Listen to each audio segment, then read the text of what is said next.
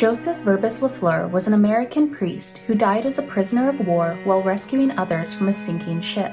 He was born in 1912 in rural Louisiana and raised by a single mother. His father abandoned Father Lafleur and his 6 siblings, leaving Father Lafleur's mother to pick up odd jobs to support herself and her children. He was a pious boy and expressed a desire to join the priesthood at a young age. He became an altar boy when he was 7. He entered St. Joseph's Minor Seminary when he was 15. For the next 11 years, he studied and prepared for the priesthood. He was known as a studious young man who enjoyed playing on the seminary's various athletic teams. When Father Lafleur was 26, he was ordained as a priest. He celebrated his first Mass at his home parish of St. Landry Church in Opelousas, Louisiana. After 3 years of regular parish ministry, Father Lafleur expressed his desire to join the Army Air Corps. He said that he wanted to volunteer because other men his own age had no choice but to be drafted. He was accepted into the Air Corps as a chaplain and was given the rank First Lieutenant. The U.S. had not formally entered World War II at this point. Father Lafleur was assigned to the 19th Bombardment Group stationed in Albuquerque, New Mexico. By December 1941, the Bombardment Group found themselves stationed in the Philippines. On December 7, 1941, the Japanese attacked Pearl Harbor. The next day, they attacked the base where Father Lafleur was stationed. 93 men were killed and 143 were wounded. During the attack, Father Lafleur circulated among the men, administering last rites and consoling the dying. For his actions, he was awarded a Distinguished Service Cross the following year.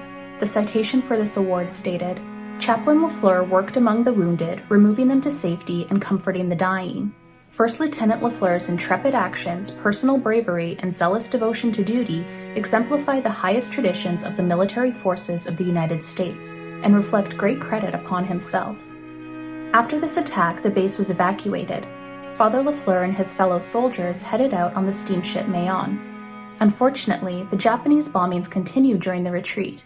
Father Lafleur helped rescue 3 soldiers who had jumped overboard during a particularly bad attack.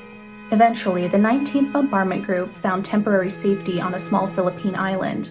Anticipating more Japanese bombings, Father Lafleur was given the chance to evacuate by himself. He refused, though, and said, "I shall stay here. My place is with the men." In May 1942, the Philippines were surrendered to the Japanese. Father Lafleur and his fellow soldiers became prisoners of war. He would spend the next 2.5 years in captivity in brutal conditions. According to James G. Fausone, the horrible conditions at these camps cannot be imagined today. The lack of food, nutrition, healthcare, and medicine resulted in thousands of deaths. In the camp, Father Lafleur contracted malaria, but he refused medicine because he wanted to make sure there was enough for others. He also gave up rations of his own food for people in the infirmary, and he even traded his own eyeglasses in order to get items to help others. He also provided soldiers with spiritual guidance and constructed a chapel in the camp. The men named the chapel St. Peter in Chains.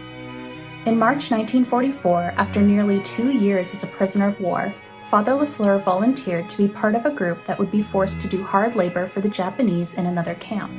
He left behind a note saying, "If I didn't go, I have not done my duty."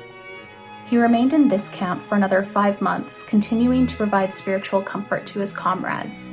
At this point, the Americans were closing in, and the Japanese wanted to move all of the prisoners further away from the front. Father Lafleur and 750 other prisoners were crammed onto the SS Shinyo Maru. The Shinyo Maru and other ships designated to transport prisoners were called hell ships due to their crowded and inhumane conditions.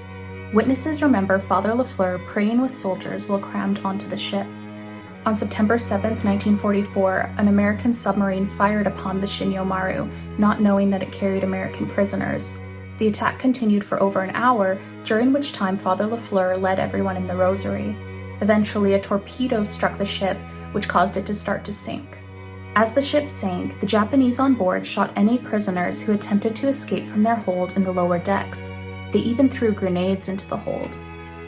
Faced with bullets, grenades, and the incoming water, Father Lafleur positioned himself right at the exit near a ladder where he could help other men escape to safety.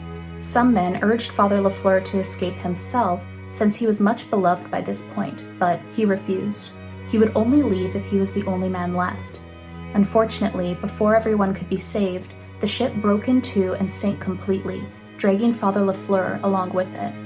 Back home in Louisiana, Father Lafleur's mother had been praying for him daily in front of a pine tree at her home.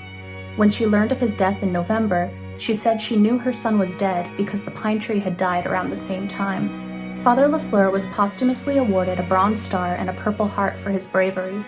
In 2017, he was awarded a Second Distinguished Service Cross. The Diocese of Lafayette officially opened his sainthood cause in 2020. According to Michael Bell of the Institute for the Study of War and Democracy, what is incredible with Father Lafleur's story is his consistent selflessness. It is this model of ultimate self-sacrifice that can be an example and model for all.